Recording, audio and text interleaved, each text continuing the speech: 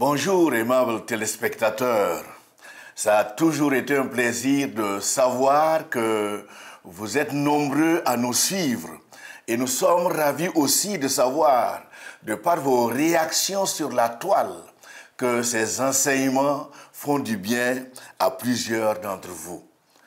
Pouvoir dire haut et fort à qui veut l'entendre que notre dignité ne se marchande pas sera la thématique d'aujourd'hui. Effectivement, préserver son salut et sa dignité est devenu un combat à mener tous les jours.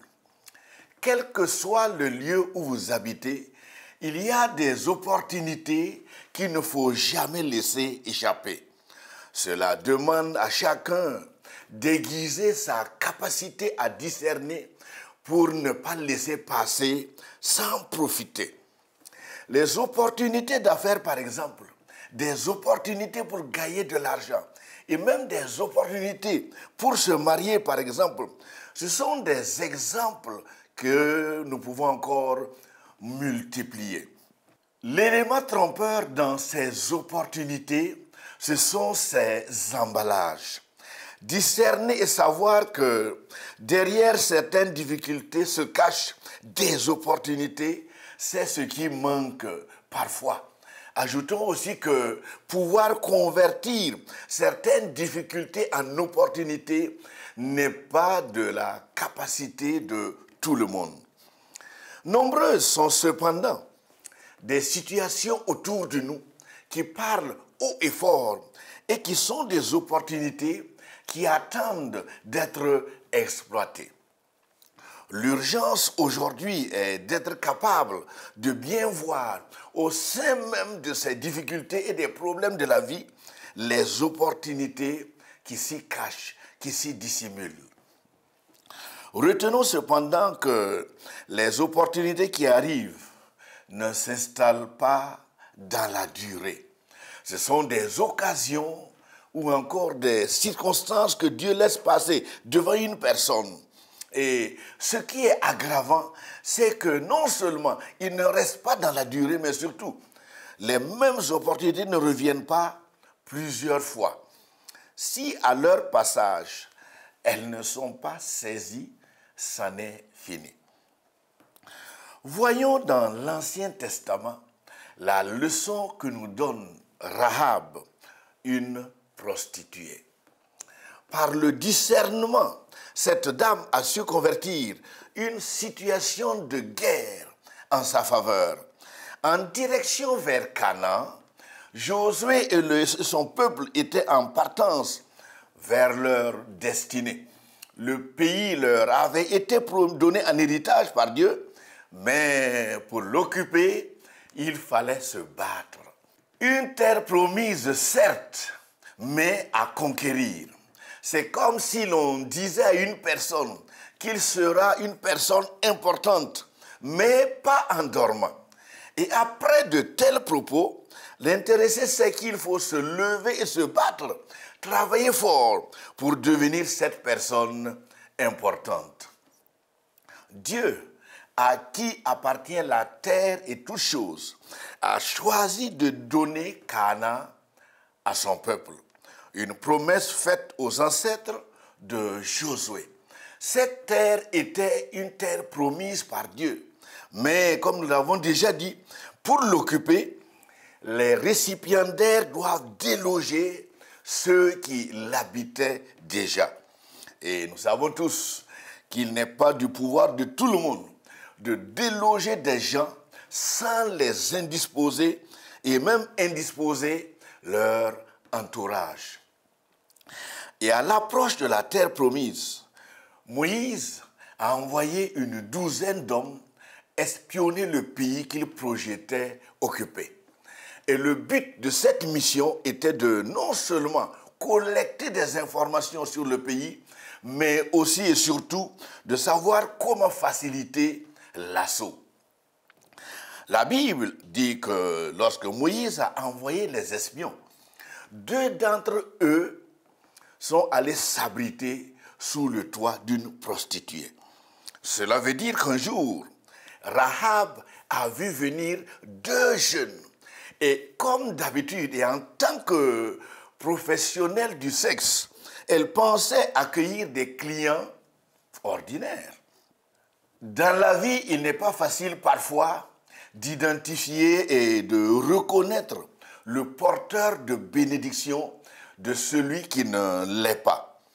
Et il est certain qu'au début, Rahab a cru accueillir des clients potentiels, mais vite, de par sa perspicacité, elle a pu détecter des particularités dans la vie de ces jeunes qui les distinguaient. Du verset 8 à 10 du chapitre 2 de son livre, Josué donne un récit qui explique la perspicacité et le discernement de cette dame. Lisons. Avant que les espions se couchent, Rahab monta vers eux sur le toit et leur dit, « Je sais, l'Éternel vous a donné ce pays, et la terreur que vous inspirez s'est emparée de nous, et tous les habitants du pays tremblent devant vous. En effet, nous avons appris comment, à votre sortie d'Égypte, l'Éternel a asséché devant vous l'eau de la mer des roseaux, et comment vous avez traité les deux rois amoréens de l'autre côté du Jourdain, Sihon et Og, que vous avez exterminés. » À la lecture de ce texte, nous pensons que le raisonnement et la manière de faire de Rahab peuvent servir de leçon à plus de, particulièrement à nous jeunes aujourd'hui.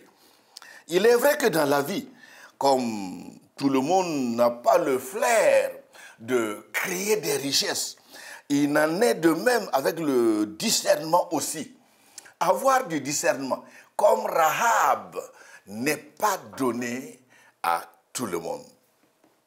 Rahab, qui était une prostituée, voit donc venir deux jeunes. Elle voit arriver des jeunes et, comme d'habitude, elle croyait que c'était ses clients potentiels, ses clients habituels. Certainement que c'est à cause de leur approche et pas leur manière de s'expliquer que vite, elle s'est ravisée. Elle a discerné et elle a compris que ces hommes qui sont venus ne sont pas des clients de sexe, mais des gens envoyés en mission. Le sens du discernement l'a beaucoup aidé, certainement. Et nous savons que parfois, c'est l'absence du discernement qui a privé plusieurs jeunes de bénédiction et de leur destinée. Relevons ici qu'il ne sera pas possible pour certaines personnes de reconnaître le porteur de bénédiction que Dieu envoie vers eux tant qu'ils ne revoient pas leur manière de concevoir certaines choses dans la vie. Comme nous l'avons déjà dit, une opportunité ne vient pas rester longtemps et une fois passée, impossible de la rattraper. Dans ce cas de figure, Rahab a compris que c'était une grande opportunité à saisir. Et grâce à sa perspicacité, nous savons comment a été la fin. Elle et toute sa famille ont été épargnés lors de l'assaut de Josué et de son peuple. Passons au point 2 pour expliquer un peu sur ce qu'est la dignité d'une personne. Rien dans le texte de base que nous venons de lire ne permet d'identifier des particularités dans la vie et le comportement de ces deux jeunes qui sont venus en mission. Mais par les faits relatés dans le texte et comment a été la finalité, on perçoit ici un face-à-face entre le digne et l'indigne. Deux jeunes envoyés en mission face à une femme prostituée. Ce qui est frappant encore ici, c'est qu'en allant chez Rahab, ces deux jeunes ont osé prendre de très grands risques. Mais ce qui intrigue encore ici, c'est la perspicacité de l'indigne qui s'est laissé marquer par le comportement et par l'expression, la manière de s'exprimer de ces deux jeunes. Reconnaître la dignité d'une personne, c'est bien sûr respecter ses qualités qui attirent de la considération. C'est quoi? Respecter encore l'estime, percevoir de l'estime et le prestige dans la vie de cette personne. C'est ce qui distingue ceux qui méritent d'être honorés et bien sûr ceux qui ne le méritent pas. Rahab et la femme de Potiphar sont comme des polarités. C'est dans le livre La Genèse qu'une autre rencontre a eu lieu entre le vulgaire et le distingué, ou le délicat encore et le simple. Et cette rencontre a eu lieu par Joseph et cette dame. Joseph peut se classer parmi les gens que l'on dit quoi? Des perles rares. Des perles rares spirituellement et moralement. Par l'acte qu'il a posé devant cette femme qui, très longtemps, lui faisait des avances malsaines. Le comportement de Joseph aurait dû marquer à vie cette dame si elle avait du discernement. En abandonnant son manteau dans sa fuite, parce que retenu par cette dame indigne, l'éloquence de l'action de Joseph devrait laisser entendre ceci à cette dame. Je vais citer un petit peu. Tu peux garder mon habit, mais jamais ma dignité. Tu peux salir ma renommée comme tu veux et mentir sur moi comme tu veux, mais jamais tu ne toucheras à ma dignité. Il est nécessaire que notre entourage aujourd'hui, particulièrement le monde d'aujourd'hui, entende cela de la part de certains jeunes. Nos jeunes doivent pouvoir dire haut et fort ce que Joseph, par son comportement, a voulu faire comprendre à cette dame qu'il n'était pas d'accord avec certaines choses. Nos jeunes doivent pouvoir trancher clairement par leurs paroles et par leur manière de vivre, comme Joseph devant cette dame.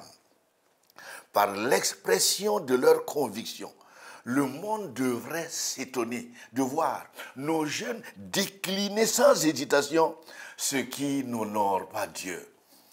Même si aujourd'hui, préserver sa dignité est devenu un combat, je ne veux pas le cacher, ce combat mérite d'être mené, ce combat mérite d'être fait. Il est du devoir pour chaque parent d'aider les enfants et les amener à savoir pourquoi Dieu recommande la vie menée dans la pureté. Ils sont nombreux à ne pas savoir que ce qui s'attache à ce mode de vie n'est pas ce qui plaît à Dieu. Rappelez-vous ce que la manière de faire de Joseph a dit à cette dame. Je reprends encore autrement. Tu peux garder mon habit et en utiliser comme preuve contre moi, mais jamais tu ne toucheras à ma dignité. Tu peux exploiter mon manteau comme tu veux et dire du faux contre moi, mais sache que ma dignité ne se marchande pas. Et la leçon que nous pouvons retenir ici, et comme nous l'avons déjà dit au tout début, est que Rahab a brillé de par sa perspicacité à discerner. À l'arrivée de ces jeunes, elle s'est vite ravisée parce qu'elle a compris que ceux-ci ne sont pas des clients du sexe. Et nous avons compris que généralement, le porteur de bénédiction ne nourrit pas les intentions que pensent certaines personnes. Face aux avances malsaines de la femme de Potiphar, alors Joseph a lui aussi tranché, même si sa position, sa prise de position a joué négativement sur sa renommée. Et nous savons comment était la suite. Il a connu la prison. Allons maintenant en Samarie et nous laisser enseigner par une autre dame qui évitant les femmes de la ville. Elle est venue puiser de l'eau au puits à une heure impossible de la journée. Si cela était possible, c'est comme s'il fallait que nos jeunes, certains jeunes d'aujourd'hui, aillent à la rencontre de cette dame et lui poser des questions pour étancher aussi leur soif de découverte. Bien sûr, aller vers cette dame et échanger avec elle. Jean, dans son évangile, bon, d'ailleurs c'est Jean qui est l'auteur, qui décrit, qui parle de la rencontre qui a eu lieu entre Jésus et cette dame. Si jamais elle avait la possibilité de revenir dans notre contexte aujourd'hui, prodiguer des conseils à nos jeunes l'entendraient dire quelque chose d'important. Parce qu'à cause de sa légèreté, elle a tout essayé en matière de sexe, mais jamais ça ne lui a pas profité.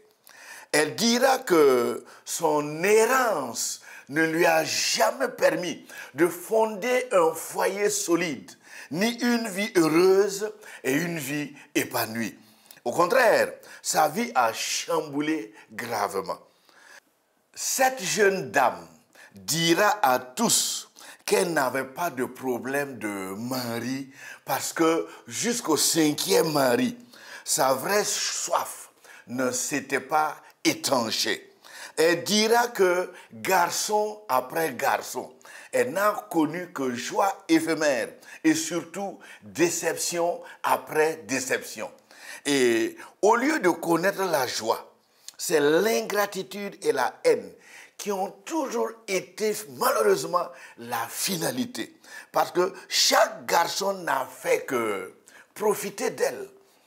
Elle dira encore que les hommes voyaient en sa beauté qu'une jolie poubelle pour se débarrasser de ce qu'ils ne voulaient pas. À écouter le récit de son errance, elle n'a connu qu'une vie jalonnée de chagrin, une vie jalonnée de misère et malheureusement, une malheureuse finalement qui avait une cruche, qui portait une cruche vide sous un soleil de plomb à la recherche de quoi étancher sa soif. Elle dira à tous qu'en matière de garçon, elle en a connu, mais je suis malheureuse. Voilà ce qu'elle dira. C'est pourquoi, à sa rencontre avec le Seigneur Jésus, elle a compris que l'amalgame qu'elle a fait entre le sexe et le bonheur était une confusion et une erreur très grave. C'est là qu'elle a compris que dans la vie, ces sortes de besoins ne trouvent pas de solution dans ces sortes d'errances sexuelles. Si elle changeait de mari comme des chemises, c'est qu'en matière de beauté, elle en avait. C'est pourquoi nombreux étaient les hommes qui couraient après elle. Et jusqu'au 5e mariage, rien n'allait, malheureusement.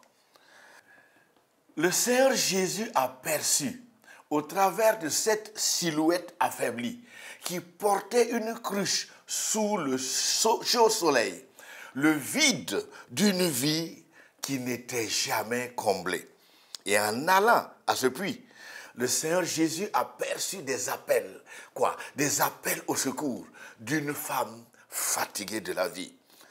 Nous pensons que cette dame pourrait mériter maintenant le surnom de dignité retrouvée. La suite des événements dit fort que sa rencontre avec le Seigneur Jésus l'a renouvelée totalement.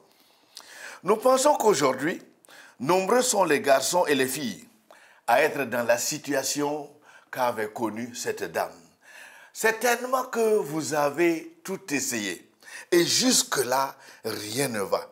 Il est urgent d'aller à l'une de nos vraies ambassades du royaume de Dieu, une ambassade la plus proche. Et les agents que Dieu a placés là peuvent vous aider à rencontrer ce même Jésus que cette dame a rencontré au puits. Ne vous faites surtout pas bluffer. Renseignez-vous pour être à la bonne adresse, pour ne pas se laisser tromper. Une église qui est réellement une agence du royaume de Dieu, non loin de vous. Très souvent, ce sont les emballages qui trompent la plupart de nos jeunes aujourd'hui. C'est pourquoi, lorsqu'on entend parfois des filles donner le profil de celui qui doit venir vers elles, alors que la beauté de l'emballage peut facilement tromper, c'est un danger qu'elles courent. Très souvent, c'est l'opposé qui se présente à elles. Celui qui est venu n'est pas beau, et il n'a pas de situation, et son français n'est pas au top. D'ailleurs, sans base arrière solide financièrement, et vite, vous vous laissez tromper parce que rien ne va. D'ailleurs, comme dans le cas de Rahab, si elle n'avait pas discerné en ces jeunes le profil de porteur de bénédiction, elle aurait tout raté. C'est pourquoi il faut faire attention pour ne pas se laisser emporter par certains objectifs. Retenez bien que tous ceux qui viennent à vous ne sont pas préoccupés par la beauté extérieure et ils sont nombreux aussi à venir vers vous et ne sont pas préoccupés par le sexe. Le porteur de bénédiction ne priorise pas ces choses. Considérer tout le monde comme des gens vulgaires ne va pas permettre à certains jeunes d'atteindre leur destinée. C'est pourquoi nous encourageons vivement les jeunes à ne plus laisser les emballages vous tromper. Priorisez par exemple la beauté, priorisez les diplômes ou la position sociale peut ne pas vous être profitable. Rahab a compris à un moment qu'elle devait changer de raisonnement parce qu'elle a compris que le sexe n'était pas la préoccupation de ces nouveaux venus. Ces jeunes avaient une mission et elle a vite perçu cette réalité importante parce qu'elle a pu discerner. Voyez comment a été la tournure de l'histoire lors de l'assaut de la ville. Premièrement, elle n'a pas été tuée comme les autres habitants de Jéricho.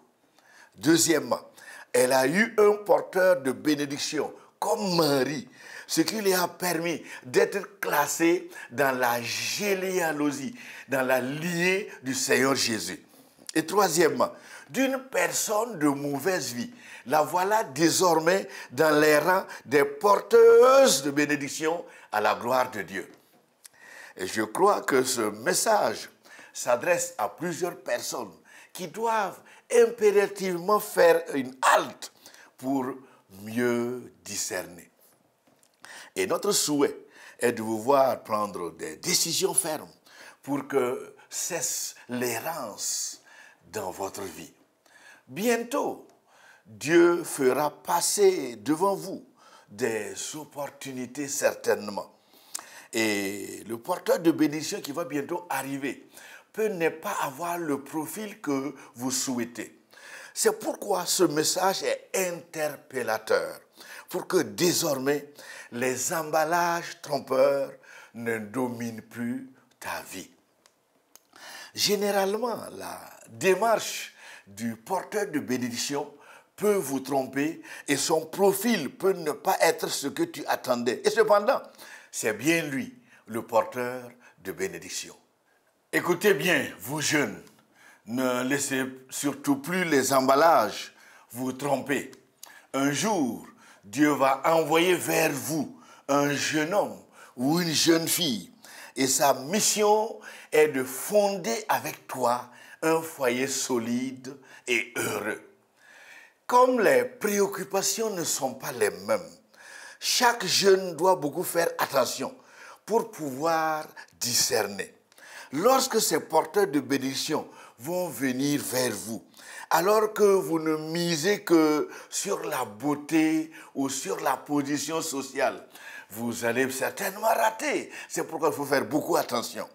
Pour Rahab, les hommes venaient et partaient, mais lorsque ces deux jeunes sont arrivés, elle a vu autre chose. Elle a vu un autre comportement. Et par le discernement, Rahab a compris que souvent, l'emballage peut tromper. La manière de faire peut tromper. La crainte de Dieu dans sa vie l'a amenée à discerner et elle est allée vers ces jeunes soldats leur parler. Non pas pour les séduire, mais simplement demander d'être épargnés lors de l'assaut de la ville. Son adresse à ces deux jeunes laisse entrevoir que la crainte de Dieu l'habitait et elle s'est classée dans le rang des porteurs de bénédiction. Disons en conclusion que le principe bien connu dans toutes les générations reste d'actualité. Il n'est pas possible de voir Dieu accompagner une personne et l'arborer de bénédiction sans qu'il ne soit prêt à respecter ses principes. Les leçons que nous avons retenues du vécu de Rahab sont d'une très grande importance. Elle était classée parmi les femmes qui avaient perdu leur dignité. Mais à cause de son discernement aiguisé, cette prostituée a perçu des particularités qui distinguaient les deux jeunes qui sont venus un jour sous son toit. Elle a compris que ces jeunes n'étaient pas ses clients habituels, mais des porteurs de bénédiction. C'est pourquoi elle et sa famille ont été épargnés et plus que cela, bien que non juive, elle est dans la lignée, dans la généalogie du Seigneur Jésus que Matthieu cite dans son évangile. Joseph avait lui aussi perçu que les bénédictions s'attachent toujours à une vie menée dans la pureté. En d'autres termes, les promesses de Dieu ne s'accomplissent que lorsque les principes de Dieu sont respectés. Pour avoir compris que seule la pureté de vie assainit les canaux qui apportent les bénédictions de Dieu, Joseph s'est battu pour pouvoir atteindre l'objectif fixé par Dieu pour sa vie et atteindre les sommets.